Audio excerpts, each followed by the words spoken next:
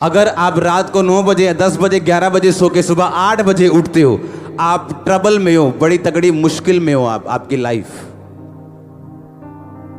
मैं सीरियस कह रहा हूं। मैंने कहा आप मुश्किल में फंस चुके हो।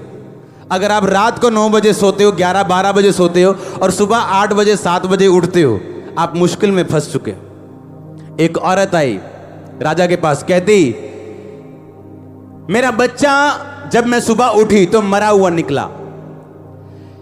कहती क्योंकि इस साथ वाली औरत ने अपना मरा हुआ बच्चा मेरी गोद में डाल के मेरा जीवित उठा लिया। याद है कि नहीं?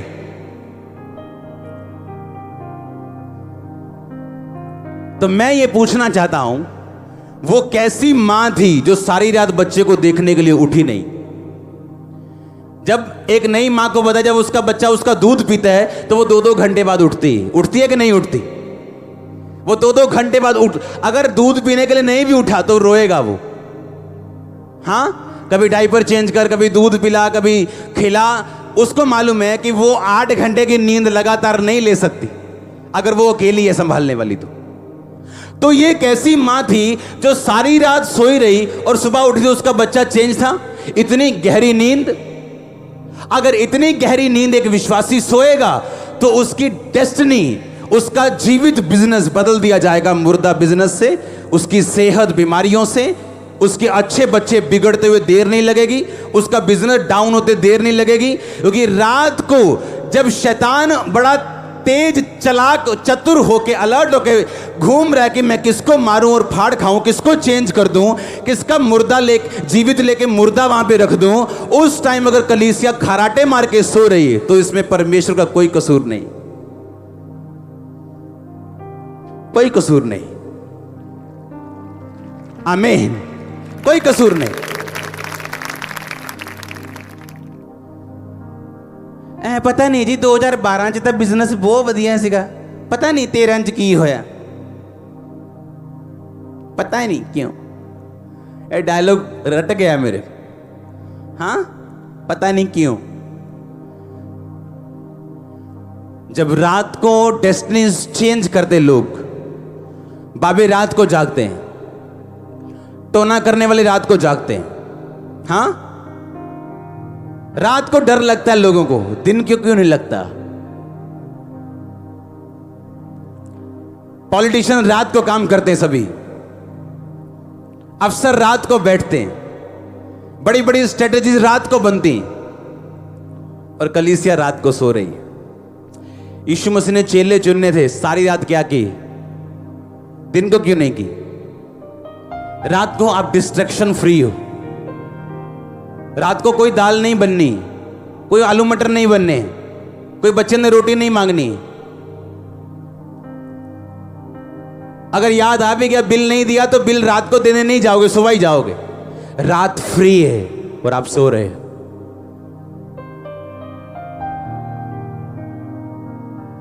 फिर कह रहे हो क्यों मेरी चीजें मुर्दा हैं, मेरी सेवा क्यों मुर्दा है, मेरी सेवा में लोग बढ़ते क्यों नहीं, मेरी चर्च में बढ़ोतरी क्यों नहीं, मेरी लाइफ में बरकत क्यों नहीं, बार बार बीमारियां मुझे क्यों घेरती हैं, शैतान मुझे क्यों तंग करते हैं? आपके हजारों सवाल हैं। और कभी ये पूछो, रात को जब शैतान डेस्टिनीज लाइफ चेंज करने के लिए आता है, आप सो रहे होते हैं। ना तो आप यात्रा पे हैं, ना तो रात को जाग रहे हैं, आप डेंजरस क्रिश्चियन हैं। कुछ भी कभी भी हो सकता है, कोई श्योरिटी नहीं है। आज क्रिश्चियन है, कल है पता नहीं है। क्यों? क्योंकि ना तो यात्रा के ऊपर हैं और ना ही हम रात को जागने वाले हैं। पौलुस और सिलास ने कब आराधना की थी? लिखा आधी रात को। और बंदी गृह की नींव हिल गई, जेल के दरवाजे खुल गए। पतरस कब छुड़ाया गया? रात को। पौलुस कब छुड़ाया गया? रात को। यीशु मसीह कब प्रार्थना करने के लिए रात रात जाते थे? रात को। चेले चुने पहले क्या की? रात को प्रार्थना। क्रूस पे अगले दिन चढ़वाया जाना था, रात को क्या की? प्रार्थना। और उसके बच्चे सो रहे हैं रात को, कह रहे हम यीशु मसीह के फॉलोअर हैं, और रात को हम सोते हैं। मैंने कहा अगर रात को आप 8 बजे 9 बजे 10 11 12 बजे सोते हो, सुबह 8 बजे उठते हो, आप मुश्किल में हो ऑलरेडी। पहले से ही आप ट्रबल में हो। दिन की 6 घंटे प्रार्थना, रात की 2 घंटे प्रार्थना एक बराबर है।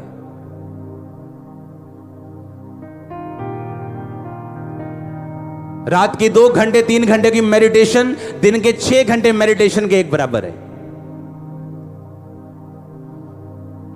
बाइबल भरी पड़ी कि बहुत भोर होने से बहुत पहले यानी रात को यीशु मसीह निकला और सारी रात प्रार्थना की। हीलिंग मीटिंग करने के बाद सारी रात प्रार्थना की, हीलिंग मीटिंग करने से पहले सारी रात प्रार्थना की।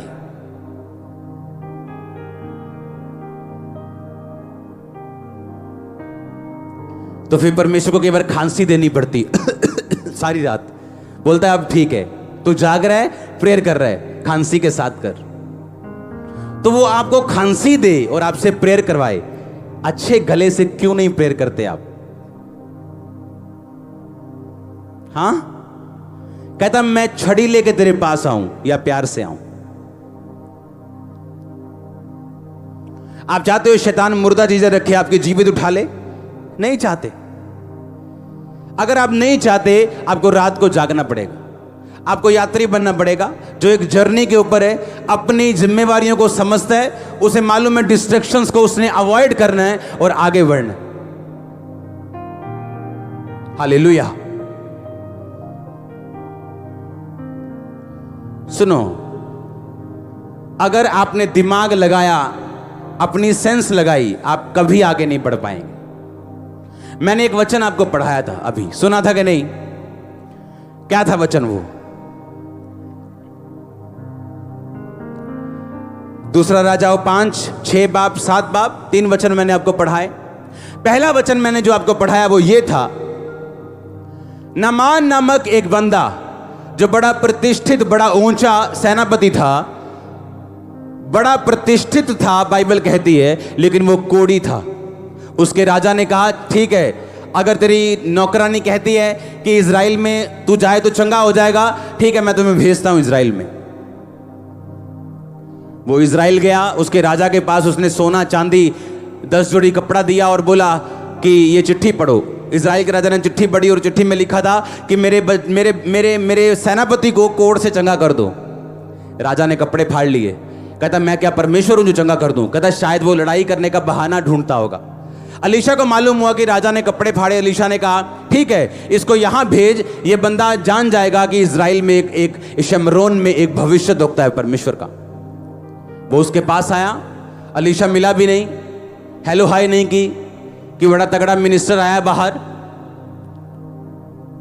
और अंदर से ही बोल दिया इसको बोल दो जाके यर्दन में 7 डुबकियां मारे, इसका कोढ़ चला जाएगा। वो गुस्सा किया कि मेरे को आके ले हैंड नहीं किया, मुझ पे हाथ नहीं रखा, मेरे से हेलो नहीं की, मुझसे मिला नहीं। तो उसका नौकर कहता क्या मुश्किल बात उसने कह दी? उसने यही कहा ना डुबकियां मार, तो मार लो, क्या दिक्कत है? उसने डुबकियां मारी, कोढ़ चला गया। वापिस आया, सुनो, वापिस आके कहता है ये सारे ऊंट जितने मैंने सोने और चांदी और कपड़ों से लदे हैं, ये मैं आपको देना चाहता हूं। ये बात नहीं कि अलीशा ऑफरिंग नहीं लेता था। बाइबल कहती है उसने औरत से ऑफरिंग ली, लेकिन उस ऑफरिंग को उसने मना कर दिया। उसने कहा नहीं, मैं ये पैसा तुझसे नहीं ले सकता, परमेश्वर मुझे अलाउ नहीं कर रहा। उसने बहुत मनाया, ले ले, उसने नहीं लिया, वापिस चला गया वो अपने पैसे के साथ। 6 बाब में लिखा कि उसके चेले उसके पास आके बोलते हैं कि प्रभु, मालिक, गुरु, स्वामी, हमारे पास रहने की कमी है, लोग ज्यादा हैं, तो हम घर बनाना चाहते हैं। उसने कहा ठीक है बना लो। तो कहता हम लकड़ी काट के चलेंगे, तू भी हमारे साथ चल। तो लिखा अलीशा उनके साथ लकड़ी कटवाने के लिए चला। तो एक कुल्हाड़ी उनके पास थी, उसकी जो बेंट थी, उसका जो ऊपर का मुंह था कुल्हाड़ी का लोहे का, वो पानी में गिरा। आप ये इमेजिन करो, लाखों रुपया ऑफरिंग का एक दिन पहले त्यागने वाला प्रॉफिट, उसके लोगों के पास कुल्हाड़ी तक अपनी नहीं थी। इमेजिन कर रहे हैं आप? बाइबल कहती उस टाइम अकाल पड़ा हुआ था, और जब अकाल पड़ता था चीजें महंगी हो जाती थी। लिखा एक टुकड़ा चांदी में आधा कबूतर मिल रहा था। लिखा 2 टुकड़े चांदी में आधा किलो चिकन मिल रहा था। 3 टुकड़े चांदी दो तो 1 किलो पनीर मिल रहा था। इतनी महंगाई थी।